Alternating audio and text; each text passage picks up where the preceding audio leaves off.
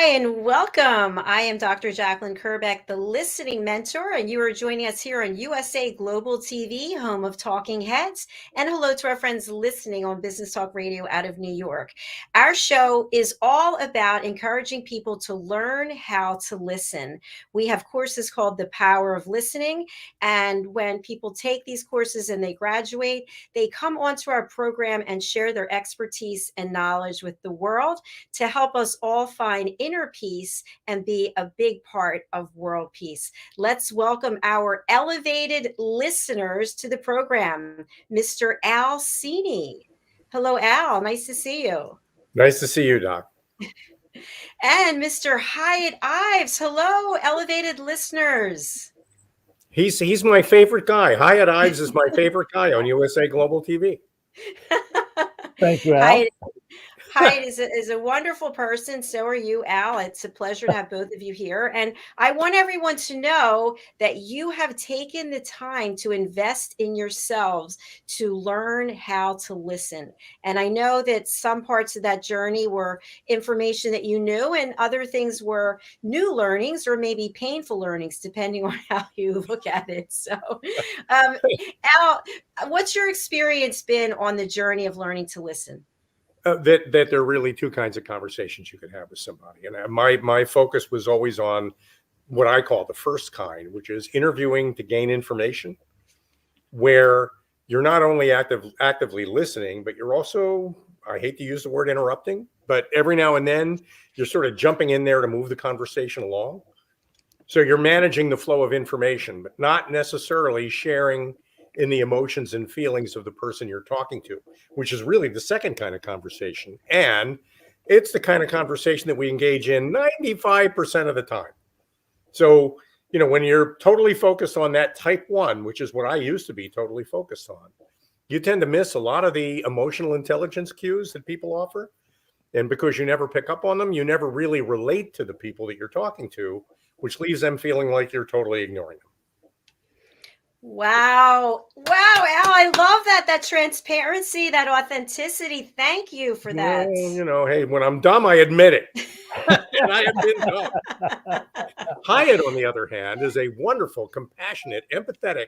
I've seen him do role plays with his wife where he clearly connects with her at every level. What you don't understand, Al, is when she set it up, my wife said, "What do you mean role play? That's what we do. That's how we function all the time." That's what we do all the time. She was totally buried in the part she played. I was very impressed. So for people who are not sure, we have role plays that are videotaped, and Al and Hiett have both been in the role plays, and Hiett did some role plays with his wife that were directed by me. It was actual role playing. It wasn't a true scenario, but they were saying how they felt that it was kind of close to home in some ways. So you can learn more by signing up for The Power of Listening. But Hiett, over to you. What has it been like for you with your journey in learning to listen? Well, I'm going to pick up a little bit on what Al said about the two types of listening. Listening where you're trying to figure out what the next question is that you're going to ask, and missing what the person you're talking to is saying. I'm going to go back to the day when women first got into the business world, and Jacalyn, I know you're going to be able to relate to this, where they were becoming salespeople in traditionally men-dominated industries, where the only people that could sell a used car or a piece of iron or a drilling rig were men, because only men knew that. And the women got in there and started to sell these things, very successfully because of a quality that women have, and that is listening. Women tend to listen more, and by listening more, they were better able to understand what the needs were, and became successful as a result thereof. That is a great point, and I can totally relate to it. I'll just give a quick story. So at one point in my career, I was selling cable and wire that went to manufacturing plants or quarries. And so there were all different size cables, and I had 3-in-1 oil that I was supposed to use on the cable. I'm not even going to go into that. That's another show.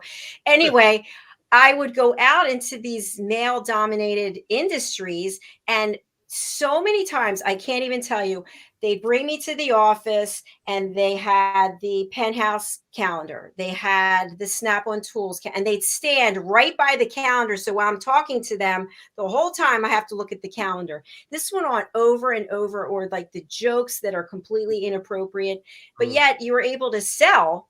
You were able to sell because you were different than everyone. They're used to the male sales reps coming out. So I just let them have all their jollies and their laughs, and then I just really got into some serious questions, and then listening to what they had to say so that I could get the business. Well, you raise a really good point there, I think, Doc. I know we have to do the role play, and I don't want to take up too much time, but you have to meet people where they are. So re-engineering your prospect to turn them into an ideal person before they can have the joy of buying from you. It's kind of a crazy extra step in the selling process. No salesperson can afford to engage in that.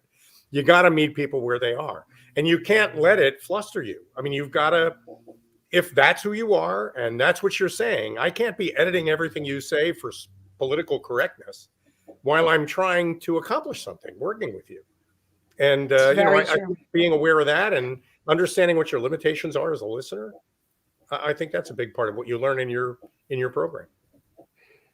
Thank you. Well, I'm hoping that people are really enjoying it and they're actually putting it into action.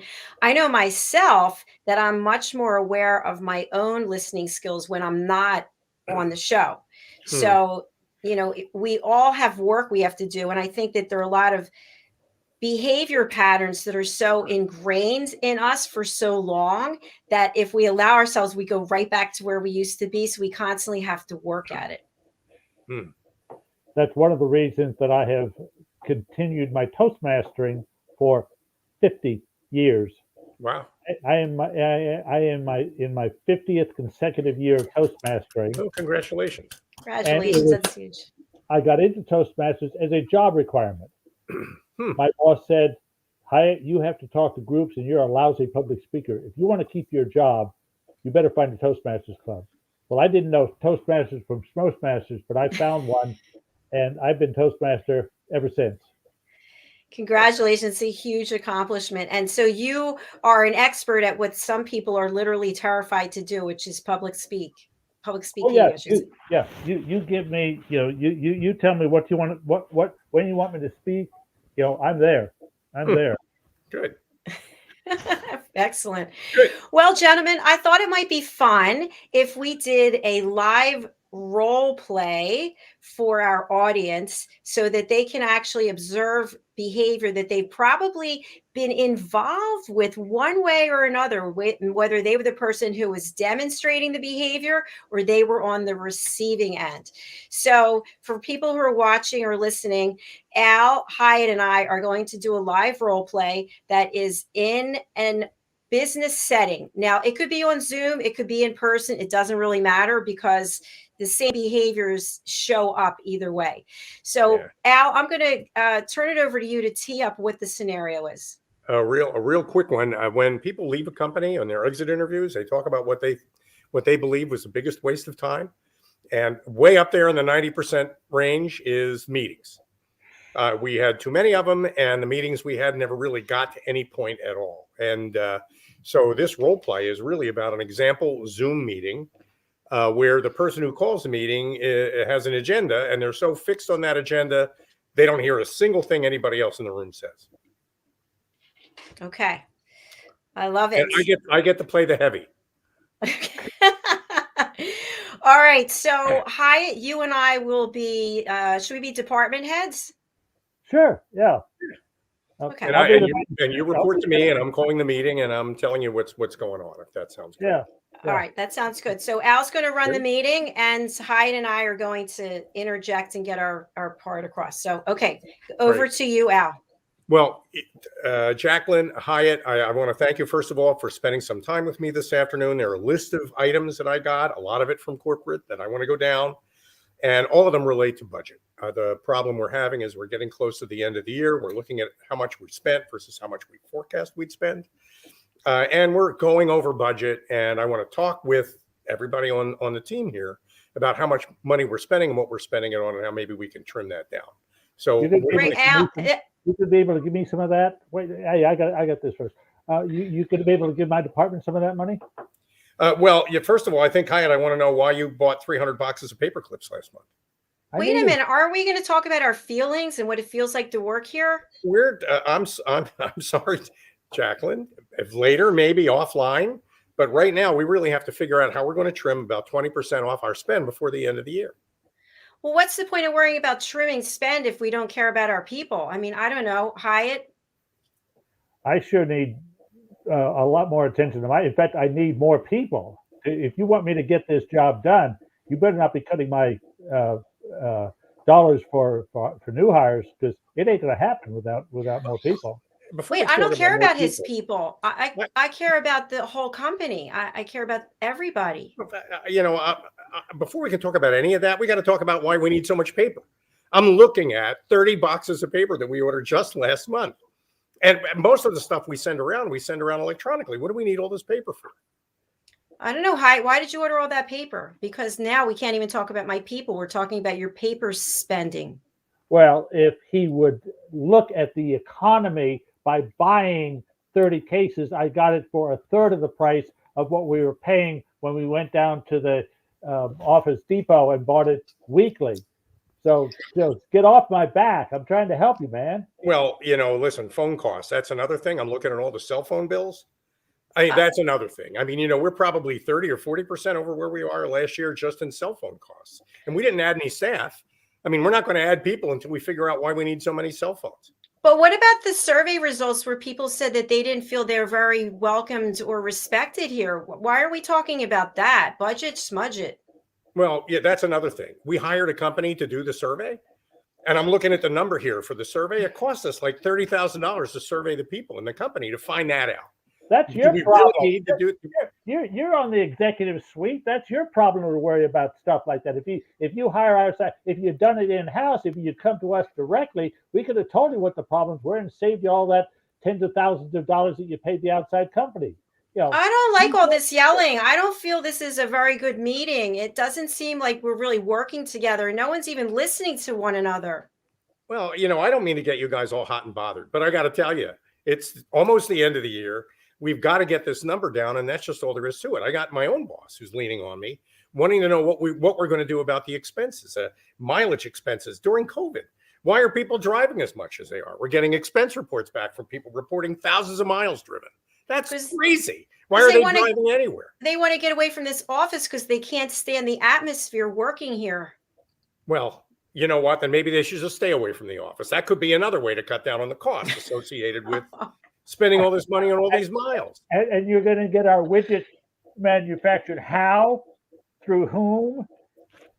How quickly? I mean, we're trying to give you product out the door so you can get money into the coffers. Product out the door. Okay, we're going to get product out the door, but at what cost? And that's another thing. I'm looking at the shipping numbers. I don't understand these shipping numbers. They're crazy. 300 separate shipments just last month alone. The month before was only 75. What's going on here? I don't understand. I thought this meeting was about the survey results in total, and you're going down one path. Why are we looking at the benefits that we're providing to our people? We put all this time and effort, when you talk about money, into hiring people and onboarding them, and now we're not giving them a workplace where they feel welcomed, appreciated, and even protected in terms of their health care. And to Jacalyn's point, my people that have been recently onboarded don't feel part of the team because we haven't given them the rules of the road that we're wanting them to follow, and the productivity that we thought we were going to increase hasn't happened. In fact, they're disgruntled and they're ready to walk out the door, and Lord only knows what they're going to be telling their friends about us on the street. Well, yeah, I'm hearing you guys tell me how we need to make people happy and that happy is going to be the solution to all our problems. And I'm telling you, we can't afford happy. We just can't afford happy. We got to save this. Happy is somebody else's problem. These are the problems we need to solve. And that's why we're doing this meeting today. Well, Al, with all due respect, since people are literally flying out of here and more people want to leave, do you think you can cut all the budgets, and why don't you just do all the work yourself? Well, and that was another point. We got water coolers. What do we need water coolers for? That's another thing that doesn't make any sense. You know how much money we spend providing electricity to refrigerate water for people? Do they really need refrigerated water? What's wrong with room temperature water? I guess that they could be dehydrated and working in the dark. I mean, that's also an option, right? I Well, don't know. that's a whole other consideration. Are people turning off their computers when they go home at night, or letting them run all night? Because the electric bill is up like crazy too. And I'm starting to get uncomfortable playing this role because I really am every bit the butthole that I've experienced myself over and over and over again. I'm so disturbed at just listening to myself. Well, I loved where I was able to pick up on Jacalyn. To heck with you. Let's both of us, get on the same board and jump all over. I can see you guys are updating your resumes while I'm talking. I don't blame you one bit. I don't blame you one bit. I think that was such an incredible observation that you had about yourself, Al, that you even felt uncomfortable in your own skin in the role play. I'd quit me. That would be my next phone call would be to myself. I'd quit you, but there's no way I can work here. And I think a lot of people when they talk don't listen to themselves at all. And by the way, you guys are being vocal about expressing pushback to me. In most meetings, most people just disappear. Mm-hmm. They ghost whoever's running the meeting. I mean, they show up, you can see their faces, or sometimes they'll turn their video off on a Zoom call. But they're not paying attention anymore. They're totally tuned out. And I don't care. I have my list I want to go down. I don't care what you guys think. And on the other side of the coin, I have gone into companies as consultant and said, I want to talk to the C-suite in the corporate office. So we had the VP of operations, VP of sales, VP of marketing, president, and CFO. And to my utter amazement, we were talking about a particular item that all of them should have known about, but they hadn't talked to each other. They don't. In the hour and a half that I was there, all of a sudden they got to know each other and say, "Oh, gee, you have that idea. Well, gee, I wish you had talked to me about that before." Hey, and suddenly I brought them together and said, "Here's the agenda. Here's what we need to address, and I need you, VP of marketing. I need you, VP of operations, you, VP." And they had never done that before. That's actually Hiett a great point. If I walk into a meeting and I get my butt handed to me because my shipping costs are too high, and that meeting in front of all my colleagues is the first time I learned that, I've been spending this money for months. If all of a sudden you're just going to give me hell for something you could have told me about 2 months ago by email, I could have come to us with a solution today instead of hearing you yell at me for causing the problem. Yes. Exactly. So that actually is a really, really, really good point. If you think that the only time you need to communicate with people is now and then when you get them together in a room to yell at them, then you've got a communication problem that's systemic. It's fundamental.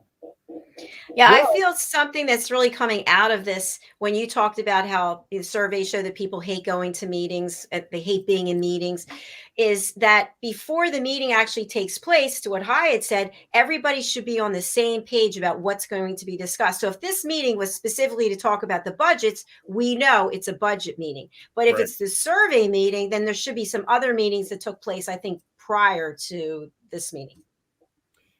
But either way, I mean, certainly it's important to have some kind of an idea what we're talking about. But if somebody feels strongly about something that isn't on the agenda and wants to air that, you need to be able to step out of the agenda every now and then and allow them not to take over the meeting, but at least to say what it is they feel and ask everybody else how they feel about that. Yes. Well, and to that point, I was the consultant taking them to a major international trade show. And it was, marketing man, what are you looking to present vis-a-vis your company's products? He came up with, here's what we, and the VP of sales said, well, that's not what we're selling right now. That's not what we're pushing. The VP of marketing and the VP of sales weren't coordinated on a day-to-day basis. I thought they were going to be reinforcing each other. But what the president and the whole company suddenly realized, and once they realized, well, hell, now that I know manufacturing is pumping out 75,000 widgets and green widgets, and I've been marketing yellow widgets. I'll change my marketing to green widgets to match the output from the we could have gotten there with a lot less. And I also noticed while we were doing that role play that the more angry I got, the more angry both of you got. So we got, yeah, because set up I'm to a trying point to get where across to you, and you're not listening to me. that's pretty much it. And so how are we ever going to be able to work together on anything if we're wired to hate each other? So true. You know, Something else that I think, and Al, from interviewing, this also comes up.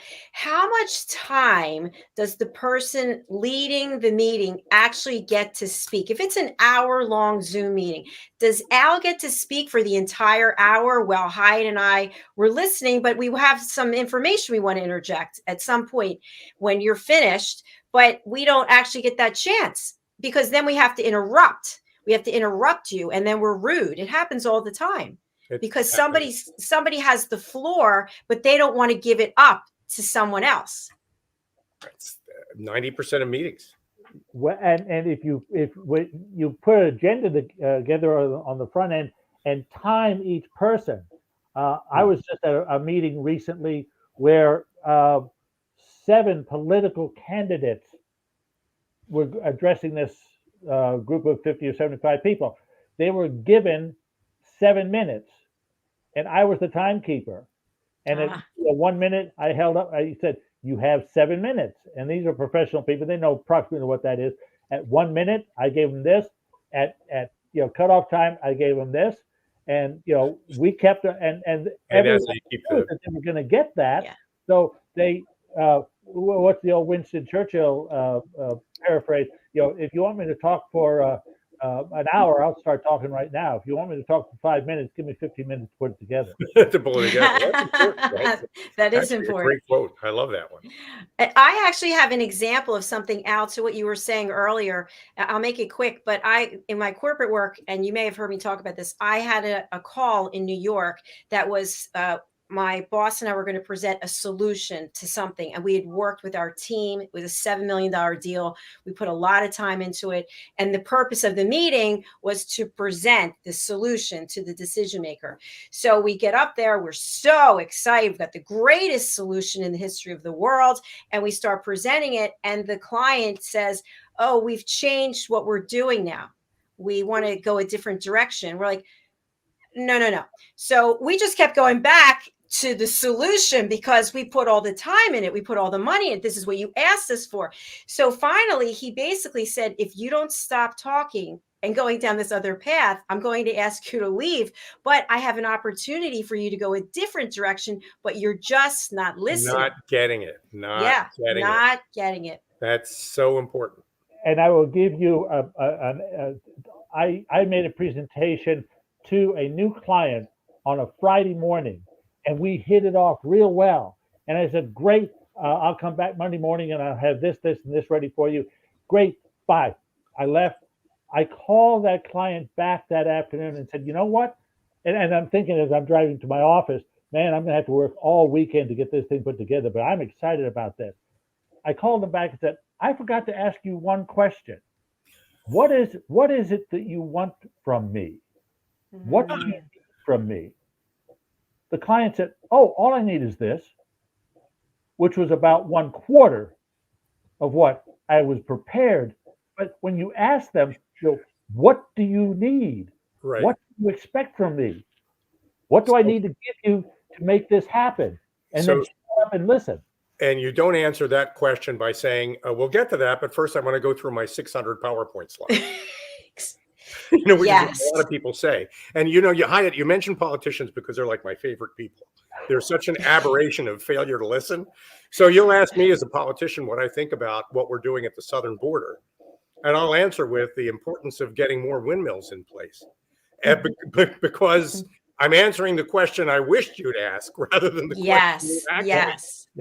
Yes. I want to answer with the one I practice with, and not the one that I don't know the answer to. And it's become so much a part of the way we work. I think a lot of people have caught that disease from our politicians. I think you're right. And what about when someone asks a question and the answer is a non-answer? You don't even, they're just like going around and around. And have you ever seen this? Politicians and otherwise? Oh yeah. It's No, in yeah, business, you hear it a lot. You definitely. do. I mean, How much is this going to cost? Well, in the beginning of time, it was this, and you never get like, just give me the number. What is the number? or magically just say, I don't know. I'll get back to you. Yes. You know, I mean, that's something I just don't have that here. But it's a great question. I'll get you an answer, and everybody in the meeting is going to get an email with the answer to your question. Yes. You know, Perfect. when I know it, you just admit it if you don't know. Yeah. And on the business show that we just had, Al and I just did the show with Anne Louise O'Connell. I specifically asked her how much her services were, and I was delighted that she told us exactly how much the services were. She did, which is rare. Most people don't, because most people never really thought through what they would actually charge somebody. I mean, it's amazing how little anybody spends on their elevator pitch or simple questions like how much or how long or what are the 3 steps. You know, you need to have answers to those questions. People will ask. Yes. And I think, and I want to know your opinions on this, give a direct answer and then the backstory. Don't give the backstory and they're sitting there waiting. Where's the answer? Where's the answer? Give the answer. The reason we charge this is this. It's based on that. Or what do you think sounds about like you're being dodgy. Yeah. Mhm. Yeah. So all that has to do with listening, being a good listener, giving, to Hiett's point, giving people what they want, finding out what they want. And this has been a lot of fun and a lot of good information. It was painful for me. Well, you got it out of your system, and everybody sees now that's not the next time I don't want to be the heavy. I want one of you guys to do that. All right, you're on that. All right, as we close out this show, I'm going to spotlight each of you as we always do. And if you can, and Al just did this twice, but do it again, please, on this show and let people know what services you offer and how they can get in touch with you, knowing that you are an elevated listener, someone who really cares. Uh-oh. Oh, not me first. Hiett first. I work with teams to pull everybody on the team together around the purpose they serve. We do that by giving everybody on the team a voice in that process, which is really key. So I facilitate, I don't dictate. And that's so what I offer is a facilitated process that gives everybody a chance to answer a question. Who are we as a group, collectively as a team, when we're doing our best work on our best day? And the answers that we get from everybody to that question inform the purpose of the organization and give everybody a chance to visualize in their minds that best version of themselves that they can become by aligning themselves with the purpose of the team. And that's what BCAT, Brand and Cultural Alignment, is. Thank you, Al. See, wasn't that hard, was it? No, it was easy. Thank you, Doc. Mr. Hiett Ives, the same from you, please. Well, I am a business communicator. I help companies put their written material into second person, present tense with call to action. And that's websites, that's collateral material, that's social media. And the second area of expertise is trade shows, business to business trade shows, where I am the author of 88 Successful Event Strategies. Excellent. And I will guarantee qualified leads from any business to business trade show where they use my services. Terrific. Thank you. Thank you. It has been such a pleasure having you two who are just so forthcoming, so transparent and authentic about your journey of listening. And you're also a great businessman and you both lead with your heart. So thank you for being my friends and thank you for being here today. I appreciate you both. Thank you, Doc. Thanks for having us. Thanks, Hiett. Thank you, Al. All right. All right, everyone. It was nice seeing you. We look forward to seeing you on another one of our shows. That concludes our lineup for today. You can go over to our YouTube channel, USA Global TV, and you can watch all of our programming there. We just had the business talk show with Mr. Cini. You can check us out over there, and we'll be back tomorrow. All right. Thanks again. We're going to end with a music video from Mr. Tony Moore. He just recorded this, and Al and I were just with him. What was it, last week? Last Friday. Beautiful new number. Last Friday. All right, it's called Never Gonna Say Goodbye. So we're not saying goodbye. We're just saying we'll see you later. Take care, everyone. Thanks, everybody. Bye.